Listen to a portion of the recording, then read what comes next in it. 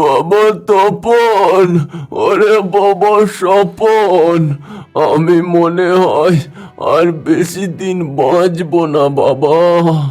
আমি বলি কি, তোরা দুই ভাই মিলেমিশে আমার জমিটা চাষ করিস বাবা। বাবা, তোমার কিচ্ছু হবে না গো, তুমি চিন্তা করো না। দরদ মনে হচ্ছে উপরে পড়ছে বাবার উপর। বুড়োটা মরলে এই সম্পত্তির ভাগ হাবাটাকে এক অংশও দেব না। চিন্তা আর সাধে করি, আমার তো সব চিন্তা তোকে নিয়েই। আমি মরে গেলে তুই যে কি করবি সেটাই হলো আমার বড় চিন্তা। বাবা, আমি তো আছি, আমি থাকতে ছোটর কোনো সমস্যা হবে না। হ্যাঁ, আমারও তাই বিশ্বাস। তুই তোর ছোট ভাইকে কোনোদিন ফাঁকি দিস না বাবা। আর তোদেরকে যে জন্য ডাকা তা শোন। আমি তো আর মাঠে যেতে পারবো না। মাঠে যে কচু চাষ করছি তা দুই ভাই ভালো করে যত্ন নিস। আজ্ঞে বাবা, আমরা তাই করব। ঠিক আছে বাবা, আমরা তবে এখন যাই। ঠিক আছে বাবা, তোরা আয়। এই স্বপন, যা মাঠে যা। বাবা কি বললো শুনলি না? কেন দাদা, তুই যাবি না? এই, আমার মুখের ওপর কথা বলিস? তোকে যেতে বলছি, তুই গিয়ে কচুতে জল দিবি। আমি আসছি একটু পরে। ঠিক আছে দাদা, তুই তবে আসিস। কি গো, বাবা কি বললো? আর কি বলবো, তার ওই ছোট ছেলেকে নিয়ে যা চিন্তা, আমি তাকে যেন ফাঁকি না দেই। হি হি হি। আর জমির কচুগুলো দেখাশোনা করতে বলল। বুড়োটা একবার মরুক, তারপর দেখাবো মজা। আর শোনো, ও থাকতে তুমি কেন কাজ করবে? পাগল হয়েছে, আমি কাজ করব? হি হি। আমি এখন খেয়ে দিয়ে ঘুমাবো। তাই করো, আর তোমার বাবা এলে বলবো তুমি মাঠে গেছো। হ্যাঁ, তাই বলবে। এখন খেতে দাও তো, অনেক খিদে পেয়েছে।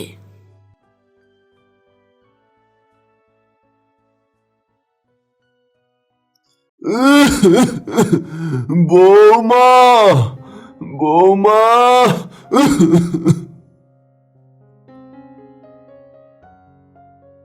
হ্যাঁ বাবা, বলেন। বৌমা, তপন, তপন কি ঘরে আছে? কই না তো, আপনি তো সেই সকালে দুই ভাইকে মাঠে পাঠিয়েছেন, ওরা তো এখনো আসেনি। বৌমা, বলো কি, ওরা এখনো বাড়ি ফেরেনি? আচ্ছা, তুমি থাকো ঘরে, আমি দেখি, একটু মাঠের দিকে যাই। এ কি বলছেন বাবা, আপনার তো শরীর খারাপ, এই অবস্থায় আপনার মাঠে যাওয়া ঠিক হবে না। আপনি বরং ঘরে গিয়ে বিশ্রাম করুন, তারা ঠিক সময়ের মধ্যে ফিরে আসবে। না না বৌমা, তুমি চিন্তা করো না, আমার কিচ্ছু হবে না। বৃদ্ধ চাষি মাঠে চলে গেল, আর তার বৌমা তপনকে উঠাতে গেল। এই উঠো গো উঠো, সর্বনাশ হয়ে গেল। কি হয়েছে গো, কি হয়েছে? ঘরে আগুন লেগেছে নাকি? আগুন না, কিন্তু তুমি যদি এখনই মাঠে না যাও, তাহলে সত্যি সত্যি ওই বুড়ো তোমার ঘরে আগুন লাগিয়ে দেবে।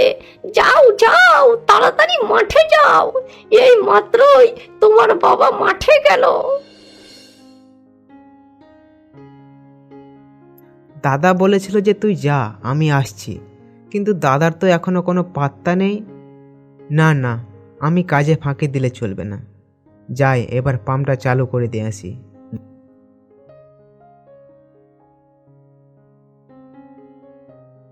এ কি স্বপন, তুই একা একা মেশিন জুড়েছিস যে? তোর বাবা আসেনি? হ্যাঁ কাকা, আমি একাই আজ। বাবার শরীরটা ভালো না। বাবা বলেছে আমাদের দুই ভাইকে এই জমিটা দেখাশোনা করতে। তবে তোর দাদা তপন কই? দাদা আমাকে বলল তুই মাঠে যা, আমি একটু পরে আসছি। কিন্তু কই, দাদা তো এখনো এলো না। তোর দাদার যা চালাকি, ঘরে গিয়ে দেখ যা, হয়তো নাক ডেকে ঘুমাচ্ছে।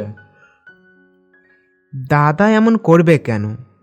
আমি বরং কাজ করি, দাদা ঠিক চলে আসবে।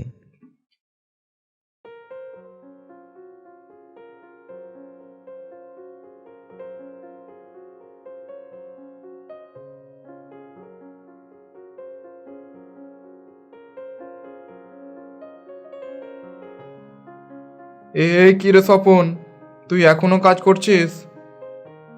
হ্যাঁ কাকা, বাবার আদেশ মানতে তো হবেই। তবে তোর দাদা এখনো আসেনি? না কাকা, দাদা তো এখনো আসেনি। আর আসবেও না, ও যে একটা মস্ত বড় কামচোর। বাবা, তুই নিজের খেয়াল রাখিস, আমি তবে আসি। সত্যি তো, দাদা এখনো এলো না। এদিকে আমার শরীরটাও খুব ভালো লাগছে না। যাই, হাত মুখ ধুয়ে গাছের তলায় একটু বিশ্রাম নিই।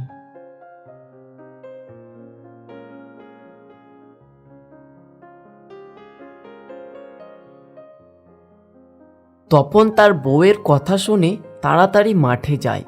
মাঠে গিয়ে তপন দেখে স্বপন গাছের তলায় ঘুমিয়ে পড়েছে।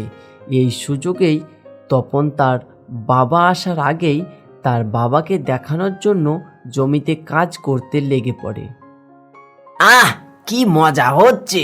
বাবা এখনো আসেনি, আর হাবা দেখছি ঘুমাচ্ছে। হা হা হা, এই তো দেখছি সুযোগ আমার কাজ করবার।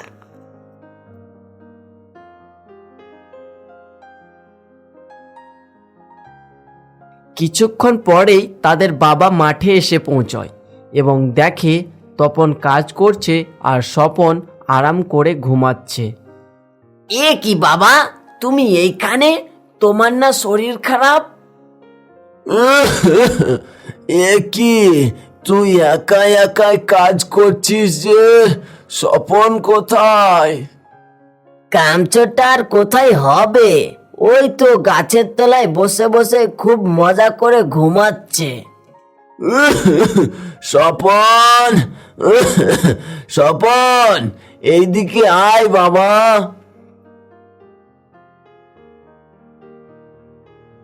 এ কি দাদা, তুমি কখন এলে? আর বাবা, তুমিই বা কখন এলে? কি আবল তাবল বলছিস? ঘুমের ঘোরে তোর সাথেই তো আসলাম। তুই তো বললি কাজ করতে পারবি না, তাই বলে গাছের নিচে ঘুমোতে গেলি। এ কি দাদা, তুমি এসব কি বলছো? চুপ কর, আর তপন তুই ঘরে যা।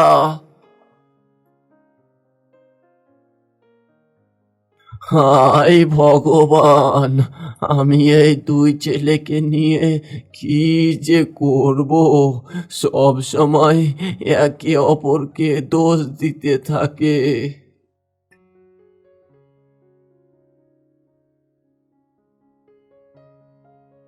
এই কি বিমলদা, তুমি মাঠে? তোমার ছোট ছেলে বলল তোমার নাকি শরীর খারাপ, তাই তুমি মাঠে আসতে পারছো না। হ্যাঁ রে হ্যাঁ, স্বপন ঠিকই বলেছে। হ্যাঁ দাদা, আমিও সেটাই জানি। বলি কি, তুমি বেঁচে থাকতে থাকতে তোমার সম্পত্তি দুই ভাইয়ের মধ্যে ভাগ করে দাও, নইলে তোমার কিছু হয়ে গেলে তোমার বড় ছেলে ছোট ছেলেকে কিছুই দেবে না। তুই ঠিকই বলেছিস রে, আজ রাতের মধ্যেই সব কিছু সমান ভাগে ভাগ করে দেব। আচ্ছা রে, আমি এখন চলি তবে।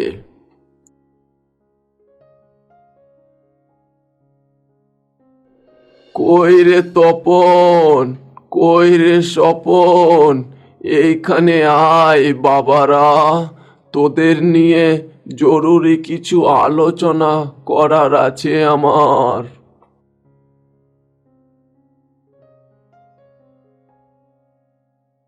শোন, তোদের দুই ভাইকে আমি আমার সম্পত্তি দুই ভাগে ভাগ করে দিচ্ছি। তোরা সুন্দরভাবে চাষ করবি, যার ফলন ভালো হবে আমি তাকে আমার সম্পত্তির অর্ধেকের বেশি দেব। এ কেমন বিচার করলে বাবা? বাবা এটা কেমন বিচার করলো? তুমি তো সমস্যায় পড়ে গেলে। ও তুমি চিন্তা করো না, সারাদিন ওই স্বপন গাধার মতো খাটবে, কিন্তু দিন শেষে ওই সব ফসল আমি নেব। হি হি হি হি হি। তোমার ওপর ওই ভরসা আছে আমার। তোমার যা বুদ্ধি। এই শোন, এই পাশটা আমার আর ওই দিক থেকে জমি তোর। কিন্তু তোমার পাশের জমির ফসল তো অনেক ভালো দাদা। আমি বড়, তাই আমি বড় গাছের দিকটাই নেব।